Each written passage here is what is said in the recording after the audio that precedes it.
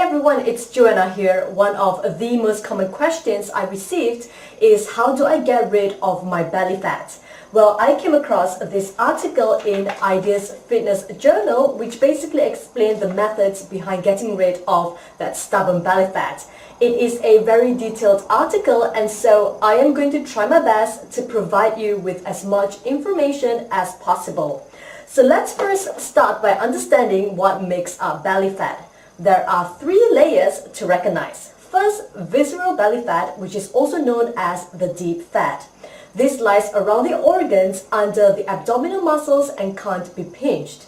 Second, superficial subcutaneous belly fat, which hangs over the waistline, and this can be pinched. Third, deep subcutaneous belly fat, a hybrid of both.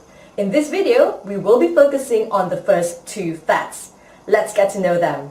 The visceral belly fat is rich in beta receptors, it has higher blood supply, and it is easier to burn. The superficial subcutaneous belly fat is rich in alpha receptors, has lower blood supply, and it is harder to burn. This is the fat most of us are concerned about because we can visually see it hanging over our waistline. There are two enzymes which are responsible for holding on to fat and also burning it. They are, first, lipoprotein lipase, LPL. This enzyme is responsible for fat storage. Second, hormone-sensitive lipase, HSL. This enzyme is involved in fat release, which is what we want. So, to beat belly fat, it is not just about creating calorie deficit, it is a combination of calorie deficit with hormone balance. The main hormones that impact LPL activity are your insulin and your cortisol.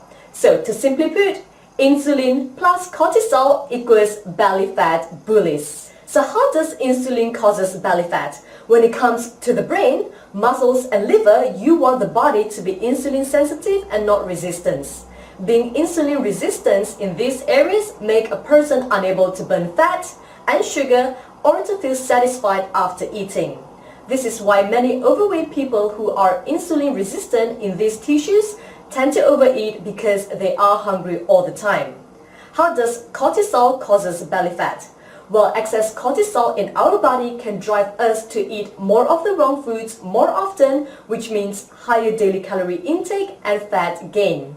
This also causes small immature fat cells to become larger matured fat cells, which is not a good thing when you are trying to burn belly fat. In order to burn fat, we want to make sure that these hormones are well balanced in our body. Let's just start by making it clear that diets don't work. Dieting makes belly fat fatter. The common eat less, exercise more approach is only a short-term success. This approach accomplishes the calorie deficit but makes the hormone balance worse.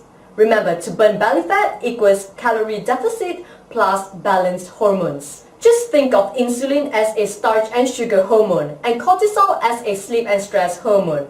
I am sure you have heard about the low-carb and high-protein approach to reduce belly fat.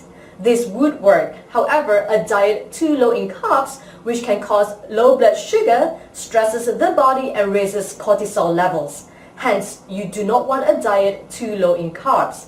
Instead, choosing the right carbs, which are lower in glycemic load, can help with belly fat and also to reduce weight gain overall. To apply this, think of a combination of protein and vegetables as they help to suppress hunger with minimal insulin production. This results in fewer calories consumed and a good hormone balance. Please visit this link below for a comprehensive list of glycemic load in foods. As for dealing with the cortisol hormone, sleep and stress management is essential. Aim for a good 7 to 8 hours of sleep every night, and practicing meditation or calming exercises would help as well. You need to give time back to yourself mentally and physically. So, to sum up, when dealing with visceral belly fat, the deep fat, which has better blood flow and easier to burn, exercising, stress management, and reducing carbs in moderation will help. It is important to know that even if you're thin, you can still have too much visceral fat. This comes down to your genes and your lifestyle, especially how active you are. Visceral fat likes inactivity. Even if you do watch over your diet and maintain a slim figure but do not exercise, you are more likely to have too much visceral fat, and this can cause serious health problems.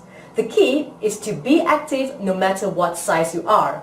When it comes to burning subcutaneous belly fat, the love handles fat, which is the stubborn fat, as it has lower blood flow. Exercising on its own is not enough. Reducing carbs intake to low level is usually the major focus when addressing this matter. Hence, the low carbs, high protein model would work. So how or what should you eat? We have spoken about how the traditional method of eat less, exercise more won't work. There are two methods to burn belly fat. First, eat less, exercise less approach. Second, eat more, exercise more approach. Both these methods generate low calorie intake and naturally reduce starch intake in a way that provides enough fuel to keep hunger, energy and cravings stable, but not enough to slow fat loss. For the eat less, exercise less approach, let's take a look at the 3-2-1 plan. 3 stands for 3 meals per day. 2 means 2 of those meals should be mostly protein and fiber with less starch. 1 means 1 meal in a day should have heavier starch. This meal is best consumed as your post-workout meal. To visualize this on a plate, 3 parts should be vegetables, 2 parts protein, and 1 part starch.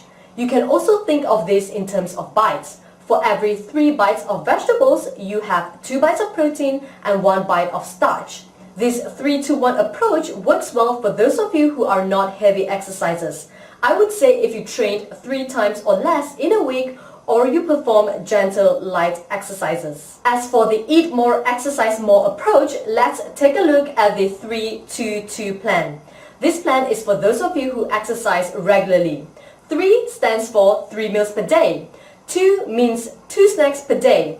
Another 2 means you should double the starch intake in one of your meals a day. Again, go for your post-workout meal. To visualize this on a plate or as bites, the meals and snacks should be half vegetables, quarter protein, and quarter starch. So how do you know if you are successful in your plan to reduce belly fat? Well, again, you will need to check both calorie deficit and hormone balance. For hormone balance, on a scale of 1 to 10, 10 being high and 1 being low, assess number 1, your hunger and cravings. It should be less than 5. Second, your energy level. It should be more than 6. Do this assessment at the end of each week, and if your hunger and cravings are less than 5, with your energy level more than 6, then your hormone balance is good. The next step is to assess our body shape using the waist to hip ratio. So take your waist measurement, the smallest part, and divide it with your hip measurement, the widest part. For women, this ratio should be about 0.7. For men, the optimal number is 0.77. Always keep it below 0.8 for a healthy waistline. If it's going up towards 0.8 or if it hasn't changed at all, then you want to look back at your food intake, exercise plan and hormone balance. Which one of these are you not approaching the right way? Again, remember that to beat belly fat, it is a combination of calorie deficit with hormone balance, not one or the other. The key to beating belly fat include a higher protein diet, lower carbs, choosing the right carbs along with stress management techniques. I hope this video has helped you out to understand the causes of belly fat and steps to burn it. All the best! For new fitness, food and motivational videos, please like, share and subscribe to my YouTube channel and website. Do follow me on Facebook, Instagram and Twitter to stay connected with me. Thanks guys!